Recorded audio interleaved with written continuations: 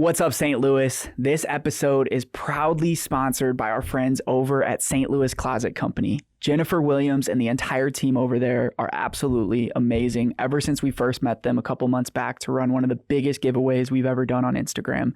They just gave us some new swag. We got some amazing new hoodies for fall weather. We're going to be giving it out to our guests. But more importantly, St. Louis Closet Company is woman-owned right here in St. Louis. And if you guys are looking to get organized and get your life back on track, stop by their showroom at 2626 South Big Bend, or give them a call at 314-781-9000. Thank you, St. Louis Closet Co. Love you guys.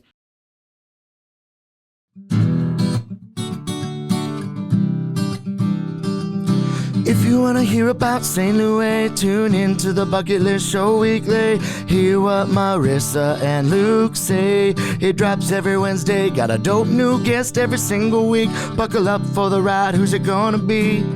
Who's on the show today? They rep St. Louis. What to do in the loo on a late night, or maybe what to do on a date night. Yeah, Bucket List has you covered. They know what's going on. What's going on? They'll give you, hey, 18 different things to do, or 19 if you need one more to choose. Yeah, this city is a place we call home. A place we call home, yeah. Hey guys, welcome back to the STL Bucket List Show. This is episode 87, and I'm your host, Marissa Farrell. I am your other host, Luke Farrell. Episode 87. We couldn't do this show without you guys. I know I continue to say this each and every week, but you guys are the reason that we keep showing up every single week. And we have another special guest for you today, and it involves beer, which we all know. We love beer. We love beer, and we love NA options as well, which Marissa's drinking today on the show as well. So, Marissa, if you want to do the intro, we can get right into the episode. Okay, I'm doing the intro. Old Bakery Beer, Lauren Pattan. Hi. Welcome. Thanks for having me. Thanks for Thank you being for here, joining making the trip. Of course. Thanks for letting me drink beer, too. Yes. Oh, of course. This is an open table. We like people to be themselves, and when you drink beer, then I can drink beer during the show because it's only nice. And then even our engineer Matt in the back can drink some beer as well during the show. So It's a party. It's a party on this Tuesday afternoon. So we're going to get into it. First off, we always start off with our guests and just getting insight to you, and then we'll talk all things beer. But tell us about yourself and growing up in Alton, because you're not a St. Louisan. No, I was born and raised in Alton with my parents and my older sister. But yeah, we moved to St. Louis for a little while during college and for a little while after that. My husband and I he started home brewing, and we both started working at Urban Chestnut Brewing Company in St. Louis. And so that combination of things is what kind of got us started, at least on our brewing trajectory. Eventually, I think James just wanted to work on his own, so he quit, put together a business plan, and pretty much here we are, right? We started looking at buildings in Alton and moved back to town, found a spot, had a kid, started a brewery, and here we are with an 8.5-year-old brewery and an almost 8-year-old son. That's so cool. Wow. So when you guys were making the business plan, did you know that Alton, you were going to go back home? So whenever we started, we were living in Lindenwood Park neighborhood. Yeah. So we were really happy with that and everything. We did look at locations in St. Louis first. We were struggling a little bit to find something that we liked a lot. A brewery, especially if you want to have a restaurant as well, is a very, specific kind of space. You have to have an industrial warehouse kind of space, but you also have to have a commercial retail space. So it's hard to find a good fit that's not going to be crazy expensive to renovate. So and also pretty much all of our shareholders and investors are from Alton. So we started looking in Alton because one of James's dad's acquaintances happened to own a building in Alton, and he said he knew we were looking and said it would be great. So we went to look at it, and we kind of just fell in love with the building. It's way too much space. It's huge. I don't know if you guys have been there, but it's an amazing old building. If you couldn't guess, it used to be an old bakery. Okay. But it had kind of exactly what we were looking for in terms of a wide open warehouse style space, and then perfect, really interesting historical spaces to build out our event space and our tap room. Cool. So the bakery that used to be there, that's now part of what you guys are doing. No, maybe we in your don't. name. It's In in our your name. name, It's in and our that's just name. like a respect thing of like this is like something we took over, and now we're gonna keep it. Is that like where your mind was at? Yeah, pretty much. Honestly, we went through a few names and then like some of them were trademarked and we just couldn't agree on things, but we just kept referring to it as the old bakery. Like that's what people in Alton would refer to that building as because it had been vacant since the 80s. But it had been a bakery from like the late 1800s until then. So we just all kept calling it Old Bakery anyway, and we were like, screw it. Nobody's Old gonna have Bakery the beer. name Old Bakery beer trademarked, so we'll just take that. There you go. Cute. That's awesome. I But- love stories like that with like the names. It's like sometimes Yeah. just keep it simple. It Yeah. doesn't have to mean much. And now you're in Yeah. love with it though. It's like you wouldn't have it any other way because it's like Old Bakery. Ah. beer. You're like, yeah, maybe.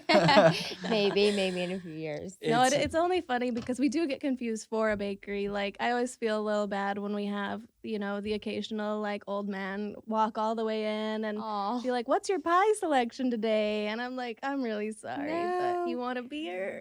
Do you guys so I'm gonna switch gears a little bit because it is spooky season, which is my favorite season. So you guys are doing a lot of seasonal like sandwiches and like different things for the holiday spirit season.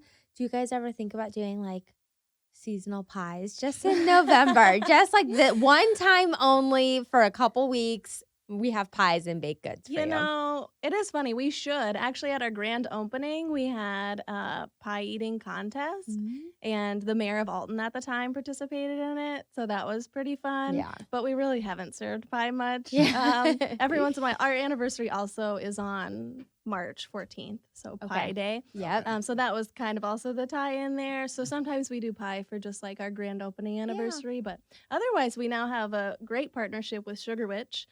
So we serve a rotating selection of their delicious ice cream sandwiches for dessert. Those So are There you so go. good. Yeah, Sugar we've- Witch is so Yeah, it's good. the you bomb. really can't beat it. So I know, and it's like you said, it's like let's rely on these people that are already killing it at it, and let's Yeah. just use their Yeah. stuff, Yeah. and then everybody's happy. Your Yeah. customers are happy. You guys kill it at beer. So I want to talk a little bit more about the journey. So you guys worked at Urban Chestnut. What was that process like? Because you were also pregnant at the time. You said your child is 8 years old. The brewery's 8.5. So you were pregnant when you guys had the grand opening. I found out I was pregnant 4 weeks after we opened. Oh my goodness, that's crazy. That's awesome. Oops.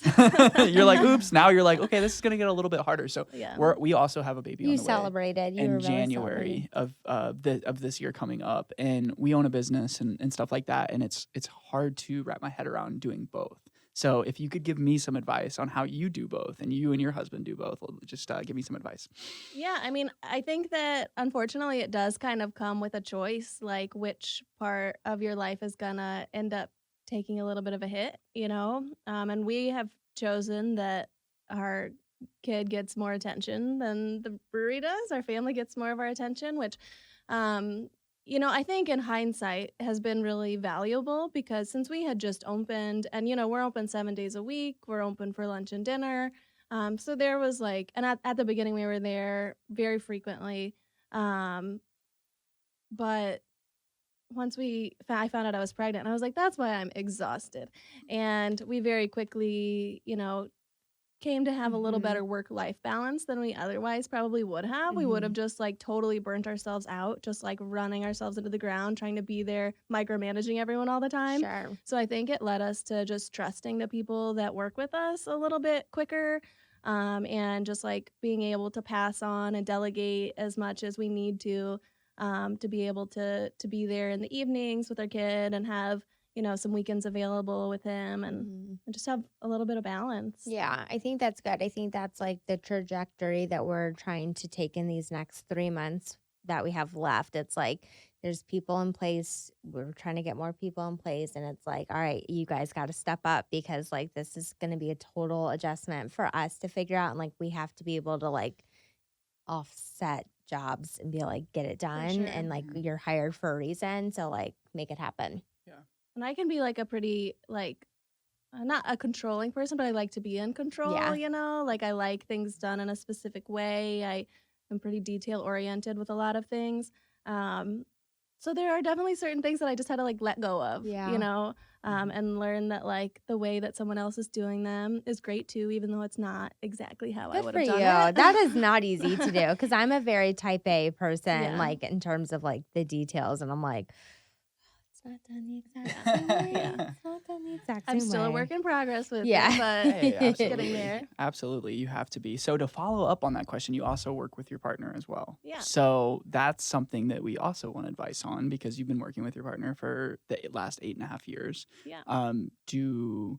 What are some of the, ups and downs of that? Because I know it does come with some because you guys are together probably a lot, Yeah, and I mean, we did work together at Urban Chestnut as well. So for a decent amount of that time, James was working in the brewery and I was managing the bars. So it wasn't like a huge amount of overlap, but there was a period of time where we were both bartending, or he was working as a shift manager and I was working as a bartender. So we at least had some experience knowing that we would be okay. Mm-hmm. And I think we're also just like very, in terms of like our relationship, like pretty chill. So Yeah. Yeah. I think that Not helps too too. stressful. We share an office. Our desks are like connected. This is basically the same distance Yeah. that I have between him and me when I'm at my desk. But our jobs are different enough. I'm often behind the bar. He's often in the brewery or whatever else. So we get enough time apart. Mm-hmm. Yeah, I It don't know. works. I think we just like each other. Yeah, it works. There you go. Good That's a answer. good answer. It is fun to work with your partner. Like, I love doing this with you. We did learn early on, like, not to take it home, though. We Yeah. really, like, just don't talk about work at home, like, unless we have, like, Issues. big Pressing, things to deal something with. pressing. We just don't talk about work at home. Yeah. Yeah. So when it comes to, because I know you're like wanting to get into the business stuff, but we got to hit the seasonal Oh, absolutely. goodies and like tell us a little bit about the history going on around the town in terms of like the spooky vibes and like how that matches what you guys are doing at the brewery. Well, it's haunted AF, Is it? super haunted. Word on the street. I didn't know that. Well, it's funny, like growing up, my mom always had ghost stories. So she worked at like a very old building that had a restaurant in it. It was like the Benjamin Godfrey building in Godfrey, which is just basically part of Alton. And so she had ghost stories from there. Like when she was baking, she saw him and I don't know, all this stuff like growing up. So we grew up just like a little aware of like Alton's hauntedness and scared of it because of the stories mom would tell us. But yeah, there's a lot of that in town.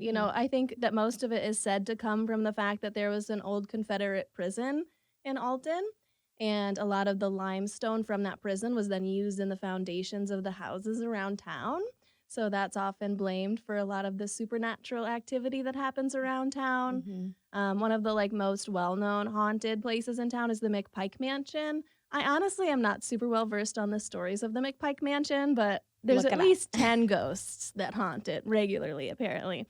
And it's one of definitely like the spookiest places in town that you hear regularly about people having experiences at.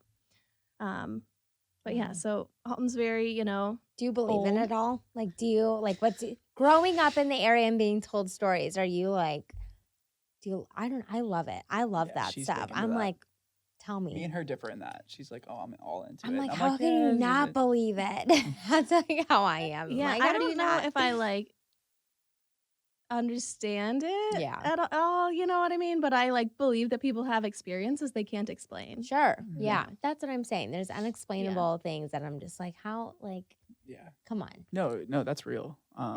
Old To an towns are extent. special. Old towns like that are special. Alton and Grafton and that whole entire area is just beautiful too. Like there's something special about you guys owning a business there. And like really it reminds me of like a movie every time I drive through there. Like in the fall, like we're going there in a couple weeks, aren't we? Mhm. Yeah, we're going to pick some pumpkins and stuff. But Next week or this week. this week. But let's talk more about the community because that's important in your business. Anytime you have a business that's rooted in the community, it's important to get the community involved. So tell us a little bit about what makes Alton different. You guys have lived in St. Louis. You guys have, had other experiences, but like there's something special about that small town vibe. So tell us a little bit about your community and what makes it different. Yeah. I think growing up in like a small town, there's often like a general like discontent among the youth of like wanting to get out and all that. Exactly. But like I feel like even, and there's plenty of that in Alton, but even growing up, I always appreciated certain things that Alton was able to offer us, and that it's not like a very cookie cutter suburb or anything like that. It has a very unique like culture all into itself. A lot of history, beautiful architecture, and scenery, all of that kind of stuff.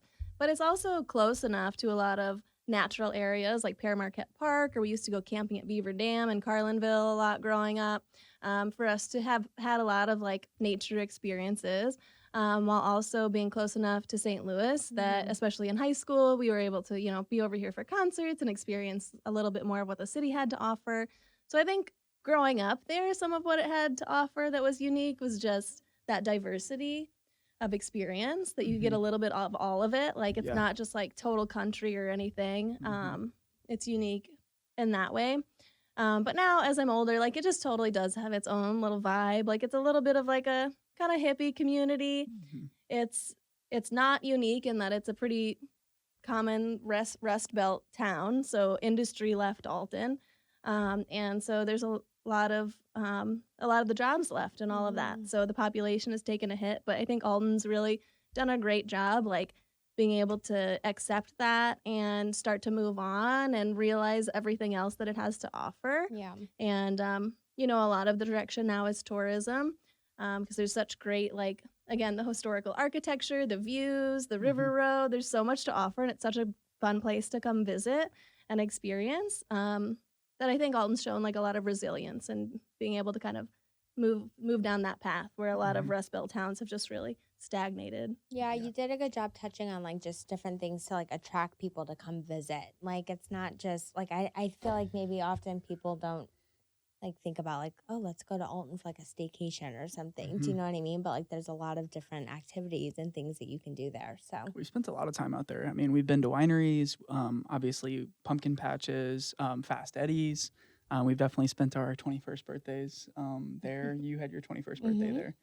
That's like a family tradition for her family. And we grew up in like St. Charles. That's like a 45-minute drive. I mean, that's a commitment to go to Fast Eddie's for sure.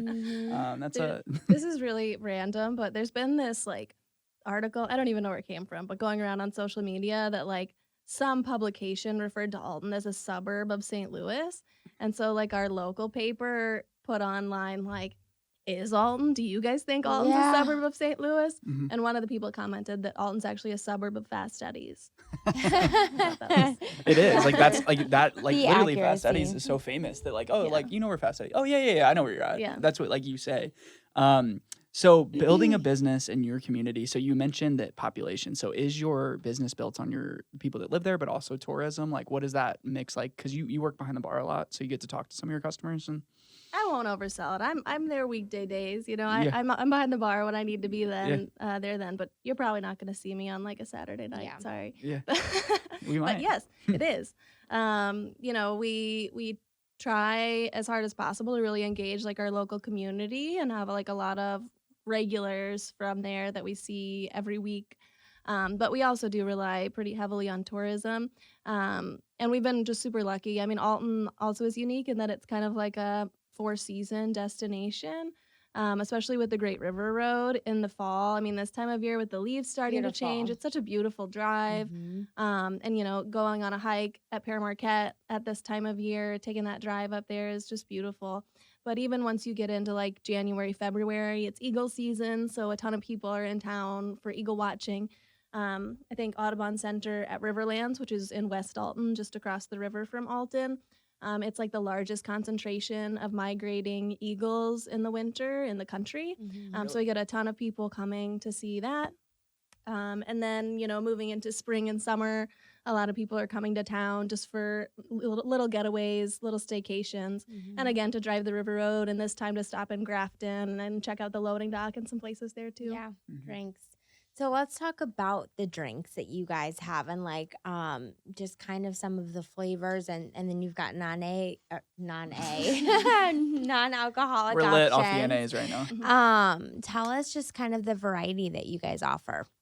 Yeah, so at the brewery, we have like an almost full bar.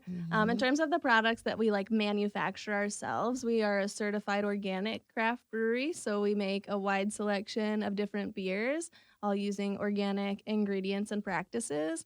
And then we also make a new line of sparkling herbal teas. So that's our non-alcoholic option that we have available in cans. So you can find it in stores around St. Louis and also at the brewery. It's called Herbarium. We work with a local farm in Godfrey to grow some of the herbs for us and help us come up with the flavor combinations. It's caffeine-free, gluten-free, vegan, sugar-free, all this stuff. But we just wanted to have something that's non-alcoholic, but still feels like a little bit of a treat. It's like a step up from bubble water because it is like a little bit sweet. It has a little bit of body. But again, it's still really healthful and not like drinking a soda or something like that. Yeah. That's what I need in my life right now. Nice. Cut the soda. But we also, we do make fun cocktails. We've got a slushy machine. So right now we've got an apple cider slush with Eckert's apple cider and locally produced rum from Old Herald in Collinsville. So we try to keep everything really local. We got some great local spirits as well. We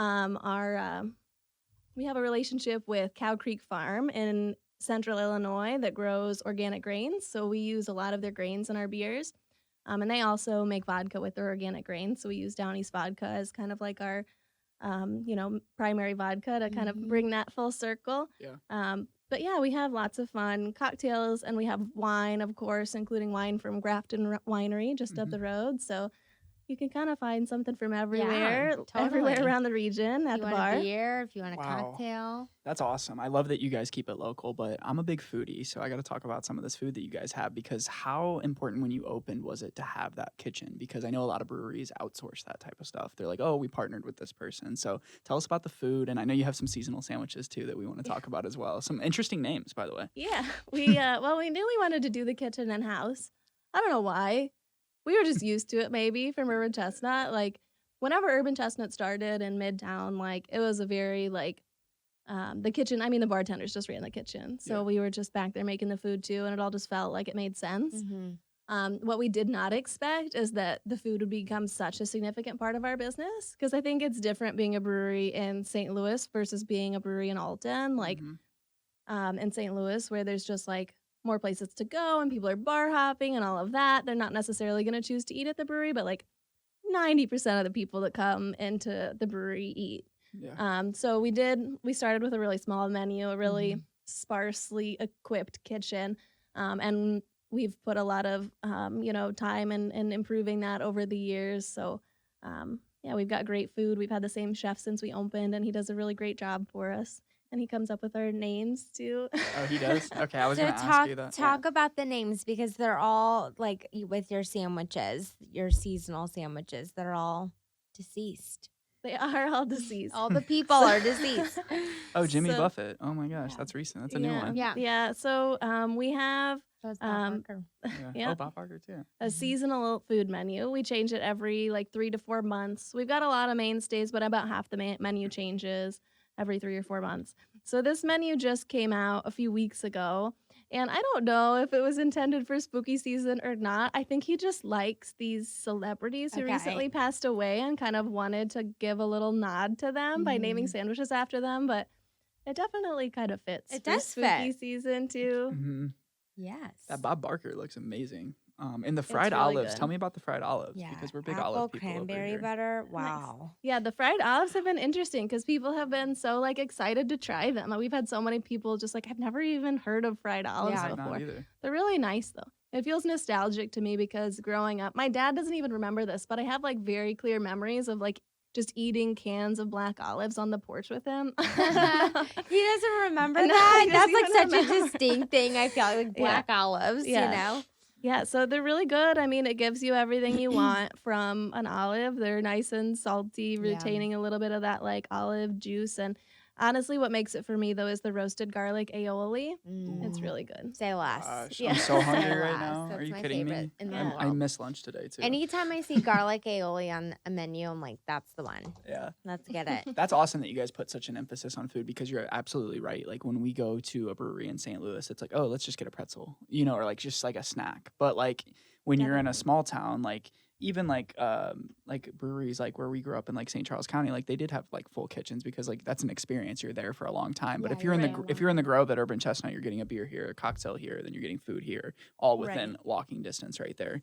I want to ask you a question about the experience of Old Bakery beer. If somebody that's listening to this and they haven't been out to see you guys, tell us what they should expect. Tell us like maybe not your mission statement, but just a little bit about what they should expect when they come to visit. Yeah. So in terms of like aesthetically, picture an old bakery.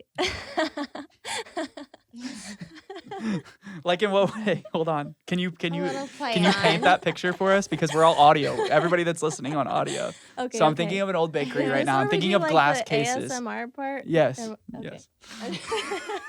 Sorry. Okay. So we get to have glazed brick that we did not have to install ourselves. Nice. It's not fake glazed brick. It's just there from when it was a bakery. Mhm. So it's a very large space, a little bit industrial still. Really, we wanted to keep as much of the character of the building as possible without, while still like having everything that we needed to build out within it. So, we built out our kitchen and offices and whatever, but everything else we kind of just like left alone. So, Nice. there was chipping paint on everything when we came in. So it all had to be like sandblasted and that sort of thing. But we have glazed brick or red brick everywhere, all with a little bit of chipped yellow paint on it, kind of industrial, like Mhm. concrete floors. We have a lot of local art. My sister-in-law does all of our graphic design for our cans, but she also does like most of our creative stuff. She's just the creative one, really. Mhm. So we have murals on most of the walls painted by Lauren, and metal work done by Lauren, a big metal sign behind the bar that she created that is kind of the focal point of our bar. All of our furniture is made by Mwanzi with reclaimed wood. Our bar was made from reclaimed floor joists from a one-room schoolhouse in Collinsville. Nice. So a lot of just like reuse, kind of Mhm. historical, Mhm. industrial Vibes. stuff.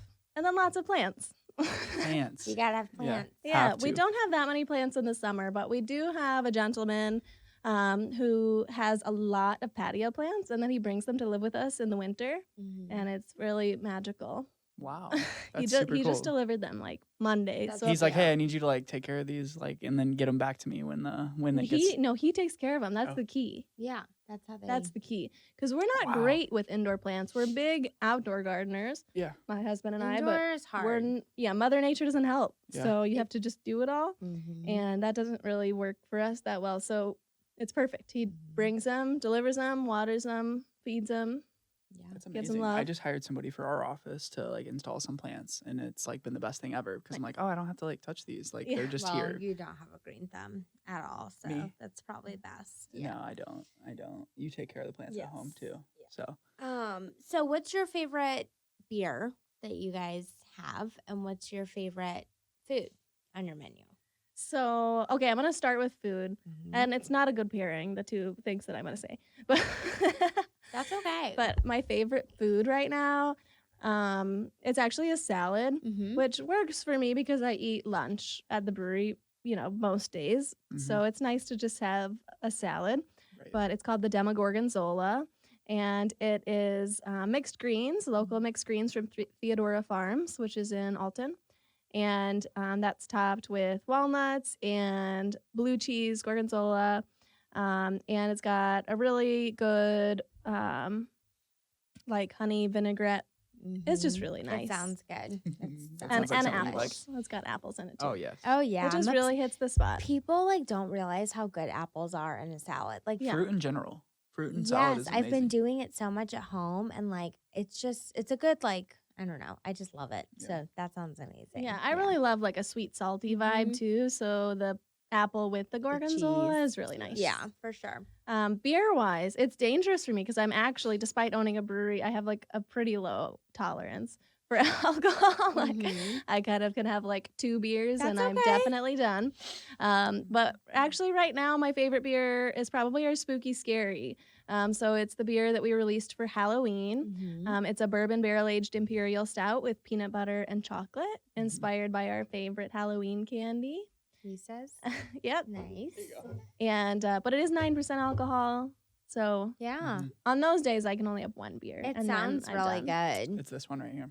But it's And really do good. you have to like eat the candy with the beer, get the full experience? Like you get a We Reese's? recommend it. Yeah. Yeah. Get you a Reese's and And there's a little Yeah. Butterfinger in here. There's some Reese's cups and some gummy bears as well. Yeah, so we do every year for October, we do a beer and Halloween candy pairing flight at the brewery. that's So it's just like 4 ounces of each of the beers, but we've expertly paired with different Halloween candies. So spooky, scary with a Reese's is kind of a mainstay on that list. That sounds amazing. Yeah, that's cool. So you mentioned something earlier that I thought was intriguing was the organic beer that you guys offer. So I was reading up on you guys, and you're the only certified organic brewery in the greater metro area of St. Louis. Is that right? And like only Yeah. one of 40 in the whole entire nation? Correct. Okay, Yeah. so explain that a little bit so that, because I didn't even think of that when I think of breweries. I'm like, oh, beer, let's go, So, Yeah, there's so few organic breweries that it's not always top of mind. I mean, really, the only like readily available organic beer in the St. Louis area is probably going to be like Samuel Smith, which is from,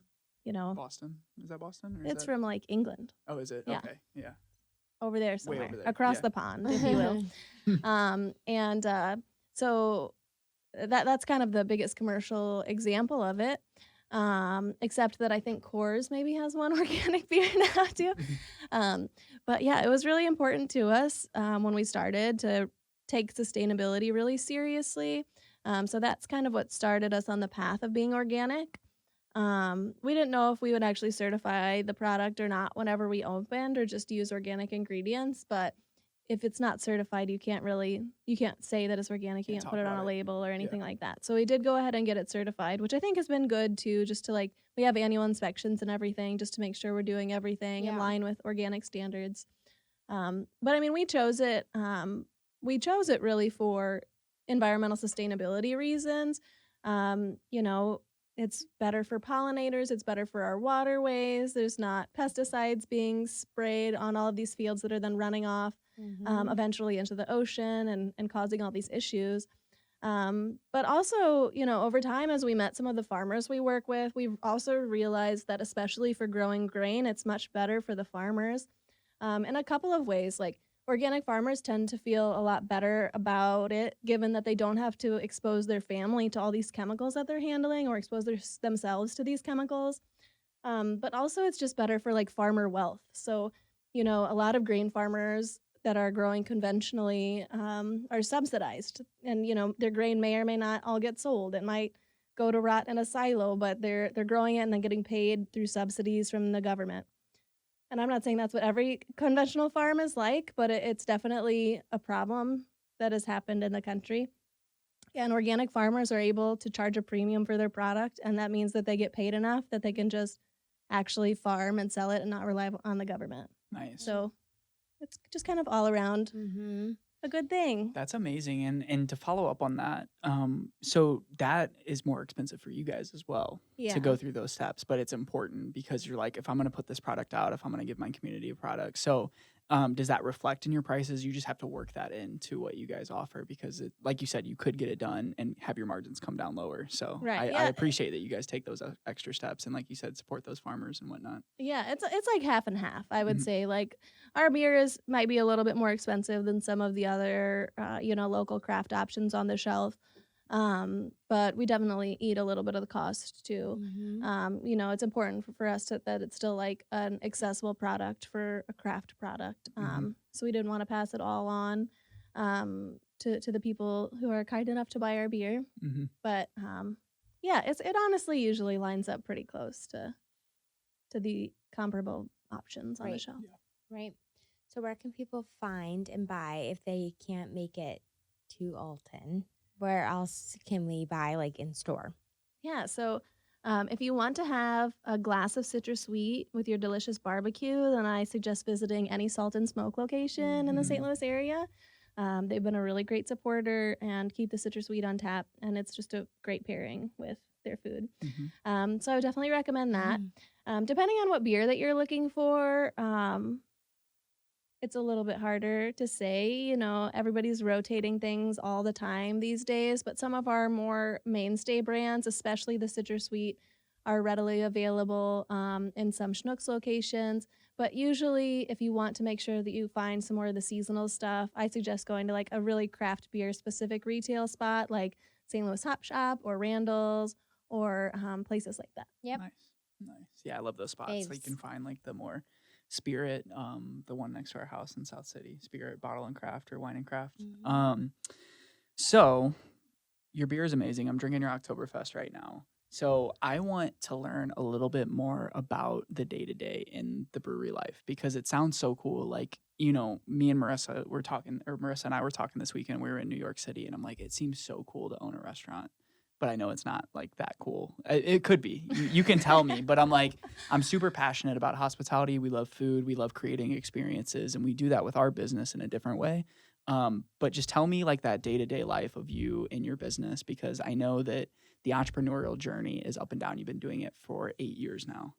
So just tell us about that day-to-day. Like what are you doing on a day-to-day basis? You know, as like a co-founder and, you know, business manager, I don't even know what I'm called. Like my business card just says intentionally left blank because I like do not know what I am because my every day is so different. Exactly. You know, one day I'm in the office all day just paying bills, doing payroll, doing accounting stuff. One day I'm behind the bar all day. The next day I'm doing podcasts, you know? Hey, shut up. Like sometimes whenever people ask me, I'm like, I have so much to do today. They're like, what? And I'm like, all of these, like I have 40 things on my to-do list, but it sounds like I don't even know how to like begin to explain them all to you, you know? Like it's just it's a million tiny things. Yeah. Kind of. Yeah. All the time. Totally. And it's I hard get to it. just start. Like it's like You're like, so let me much. just come up with 10 things that have to be done right now, Right. and we'll just kind of break through that, and then we'll see where we're at. And then how involved are you in marketing too then? So you're like involved in the marketing and like all your give backs and different things that you do with that as well? Yep. Yep. Oh, That's yeah. pretty much I want to talk pretty about much that. me too. You're like, yeah, that's me too. Yeah, I have a lot of jobs. The Jill of all trades. But that's similar in like, you know, in my life, like with your business card, yes, you own the business, but it's also like, yes, I do accounting. Yes, I do invoicing. Yes, I answer emails. I pay the bills. I water the plants. You know, like there's all these different things that you try to do on a day-to-day basis. And it's so exhausting, but so rewarding at the same time. So, yeah, definitely. And like sometimes when I've thought about like if I had a different job, like I have a master's in environmental management. And sometimes I'm like, maybe I should have just done that. But sometimes I don't know. Like I like that I kind of, for the most part, get to do what my mood wants me to do that day. You know, sometimes, not always. You know, sometimes I have to force it a little bit. Yeah. But like I have so many different things to get done that if Yeah. I'm like really not in the mood to do accounting, then I can do that tomorrow, Yeah. and I can do some special Shift. event planning today. You know, like Yeah. I like that flexibility of my role, but it is a lot too. Yeah. And like you said, you can be creative. Like, oh, I want to like, you know, do this today or like plan this event or plan this give back. So I kind of want to move that to the give back because that's important with what you guys do. Yeah. So tell us like, so the third Thursday of every month is Drink for a Cause. So you switch. 25% of sales are donated. Yeah. So how do you select those? Do you do that personally? Do you guys like get nominations for that? Like what, or is it usually current events? Kind of explain what you guys do with that. Yeah. So I usually put together that schedule kind of at the end of the year. I'll put together just like the full calendar lineup so that anyone who was selected for the year can kind of plan for that. You know, in the past, depending on the organization, some of them will have other fundraising components at the brewery for that night or want to make sure that they've got it on the schedule, like be in their newsletters and invite their volunteers out and that sort of thing. So we do plan it all in advance just so like everybody knows what's going on. So not as much like current event kind of specific usually, but we try to do it a couple of different ways. It's a balance. There's so many, you know, worthy causes out there, and it is hard to narrow it down. But there are a couple of things that are like most important to like us personally and as a business, which are going to be environmental sustainability and social justice. So we try to work those types of organizations in. And then it's also a little bit based on just like what's important to some of our team members. and what's important to some of our regular customers. So it's all just like a blend of trying to make sure we're touching on all of those bases. It matters. Yeah. Yeah. No, that's important. And like getting your, like you said, your team involved. Like if it's a certain issue that you might not be well versed on, like you bring it up to your team and like, okay, we're doing that. Let's go. Let's run with it. You know? And I think so this month started, they've been one of the charities that we've donated to for a few years. And it's Team Jakey. They are some customers that we have had, and they lost a family member to suicide. So they started Team Jakey to remember him. And so the money this month will go to them, and it will be donated to the American Foundation for Suicide Prevention. Amazing. That's awesome. Go, I'm done. Oh, well, it is the STL Bucket List Show, but today it is the Alton Bucket List Show. And since you are such a big spokesperson for Alton, you're putting the city on your map. Your products are sold all throughout St. Louis, which is awesome. We're right next door. Right next door to us. We want to learn a little bit more about Alton. So if I'm going out there, if we're planning a trip out there, what are some places that I need to put on my bucket list to check off when I'm in your city? All right, I got your day planned for you. Okay. Are you got ready? me? I'm ready. go. Let's get it. All right, so you come over to town. Come pretty early because we're packing the day, you know? So you're going to get there early enough for breakfast, and you're going to go to Post Commons. It is a great coffee shop in town. They've got really good food. They have house roasted coffee. That's kind of a separate brand called Idle Coffee, but they roast it there in house. Really great. You're probably going to fill up maybe on some stuffed French toast or something like that. So you're going to need a little bit of a walk. So we're going to send you just across the river to West Alton to the Audubon Center at Riverlands. They have a great center there where you can talk to the volunteers and learn which birds you might be able to see on the paths that day, learn a little bit about it. And then there's some great walking trails that go right along the Mississippi River. They have some great paved trails, so handicap accessible and all of that as well. It's just really beautiful, scenic way to get right up close and personal with the river. You can probably, walk for a little while, work up an appetite again. You'll come to the brewery for lunch, obviously. Of course. Where else would we go? So come have a salad, maybe a cup of soup, and then you're gonna go over to My Just Desserts and get some delicious dessert from them. In between there, let's see, you're going to just walk down, they're on Broadway. So you're walking down Broadway, you're going to visit some of our antique shops, some of our great retail spots. And then for dinner, you're going to go to Gentlin's, which is a great fine dining spot that, again, has beautiful views of the river.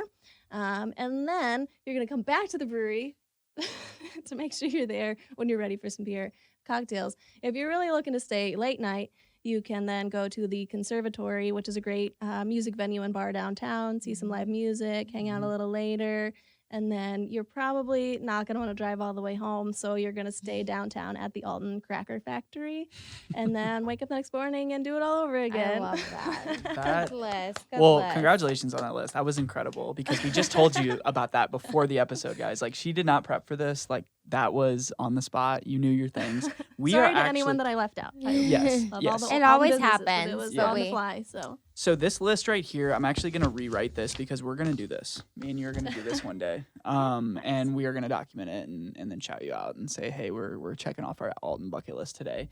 But other than that, I want you to fill in the people on some of the events that you guys have coming up this month, because I know Halloween's coming up. But then after that, there's, Christmas. You guys do a couple events. So fill us in on some of the events that you do, and then let people know how they can follow you, how they can find you online and whatnot. Yeah, so coming up right away next week, we have trivia night next Wednesday. We do it with Chill Trivia Company. So you would sign up through them on their website by the same name or their Facebook page, also Chill Trivia Company. And next week is all Halloween themed. So it's like Halloween pop culture trivia. So all like horror movies and all that kind of stuff. When this episode comes out. Yeah. Oh, tonight. Let's do that Come tonight. Let's go. Come tonight. That's so cool. I forgot this is not happening. That's okay. No, it's fine. So we have that coming up. And then tomorrow we have Drink for a Cause. So 25% of beer sales for that day will be, again, donated to Team Jakey, benefiting American Foundation for Suicide Prevention. So that's a great day to come have a beer, stock up on some beer to take home with you, and all that.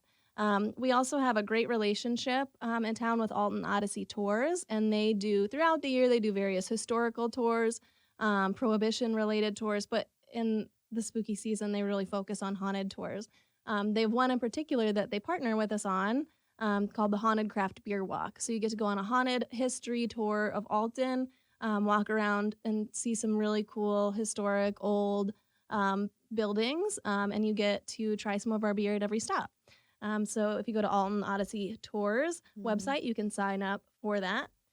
And then coming up, we're taking a little breather there, but after Thanksgiving, every Saturday from Thanksgiving to Christmas, we'll have our holiday cheers market from 11:30 to 3:30 every Saturday. So there'll be 15 plus local artisans and growers at the brewery every Saturday. So you can do some gift shopping and also stock up on kind of the main remaining like winter local produce and that kind of stuff throughout the holiday season as well.